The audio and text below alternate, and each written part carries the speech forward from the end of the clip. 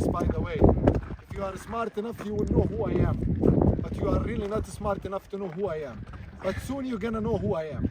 So I'm sure you heard about the Supreme Court decision to allow the feds to cut down barbed wire that the state of Texas put up to block illegal border crossing. In a 5-4 vote, Justice Amy Coney Barrett and Justice Roberts voted with the liberal justices.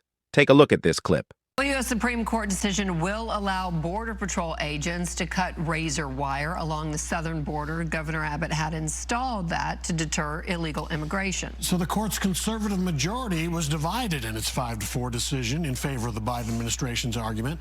Last year, a lower court ruling barred the federal government from removing the fencing.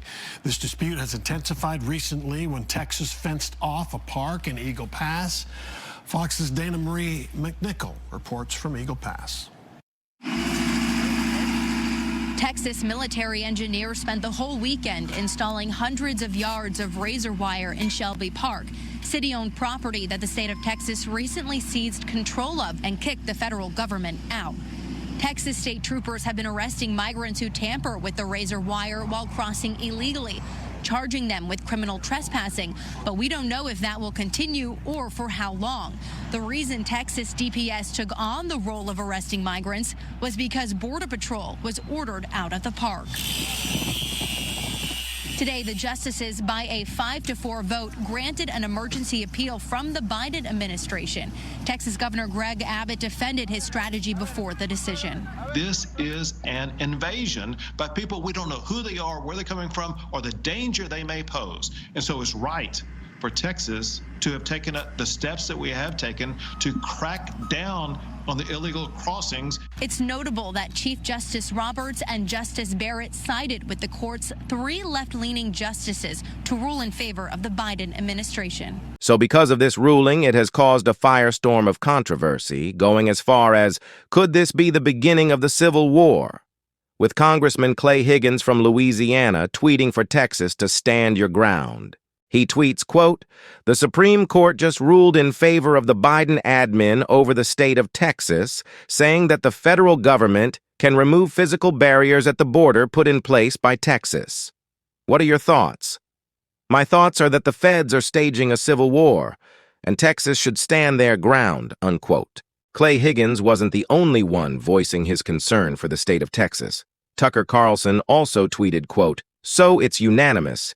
Everyone in power, from the White House to the hedge funds managers to the Supreme Court of the United States, has decided to destroy the country by allowing it to be invaded. That leaves the population to defend itself.